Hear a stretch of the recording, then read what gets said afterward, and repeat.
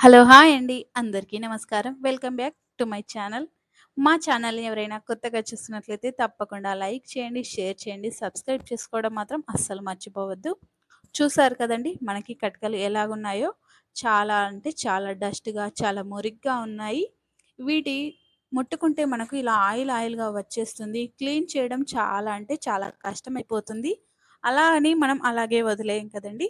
తప్పకుండా మన ఇంట్లో ఉండే సింపుల్ చిట్కాతో ఇది ఎలా క్లీన్ చేసుకోవాలో ఇప్పుడైతే మనం తెలుసుకుందాం. చూసారు కదండీ! నేను క్లీన్ చేస్తున్నాను. చాలా అంటే చాలా ఈజీగా ఇంట్లో ఉన్న వాటితోనే మనం క్లీన్ చేసుకోవచ్చు. ఎలాంటి ఇబ్బంది లేకుండా మనం ఇలా పాతగా ఉన్న కటకలు చాలా కొత్తగా తళతళలాడుతూ మెరుస్తూ ఉంటాయి. ఇది ఎలాగో ఇప్పుడైతే మనం తెలుసుకుందాం. అంతకన్నా ముందు మా ఛానల్‌ని అయితే తప్పకుండా సబ్స్క్రైబ్ చేసుకోండి. ఇలాంటి మరెన్నో చిట్కాలు కూడా మీకు నోటిఫికేషన్‌గా వస్తాయి. చూసారు కదండీ! చాలా ఈజీగా మనకు ఈ ఆయిల్ అనేది వెళ్ళిపోతుంది. నార్మల్‌గా డస్ట్ అయితే జస్ట్ అలా తుడిస్తే పోతుంది. కానీ ఇలా ఆయిల్ ఆయిల్ ఉంటే మాత్రం అస్సలు పోదు. మీకు పూర్తిగా వీడియో చూస్తేనే ఇది క్లీన్‌గా పోతుంది అనే విషయం అర్థమవుతుంది కాబట్టి పూర్తిగా వీడియోనైతే చూపిస్తున్నాను. ఎక్కడా కూడా స్కిప్ చేయకుండా చూడండి. చూసారు కదండీ!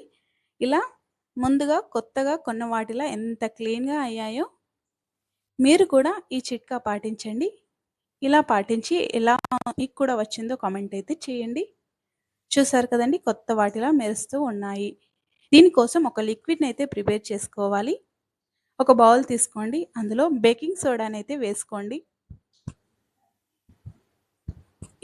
1 టేబుల్ స్పూన్ వరకు బేకింగ్ సోడాని వేసుకొని, అదే 1 టేబుల్ స్పూన్ వరకైతే మనం ఈ విమ్ జెల్‌నైతే వేసుకోండి.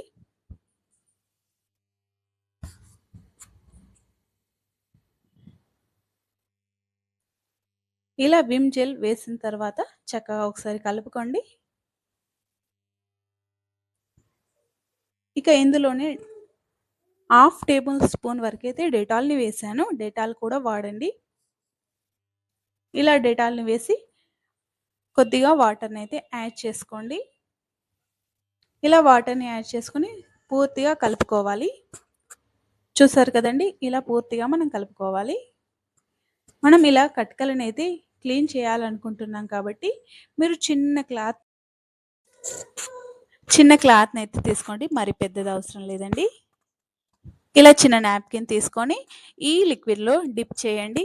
ఇలా డిప్ చేసి కటకలనైతే ముందు చెప్పినట్టుగా క్లీన్ చేసుకుంటే సరిపోతుంది. ఇంకా మిగిలిన లిక్విడ్ అయితే ఉంటుంది కదండీ!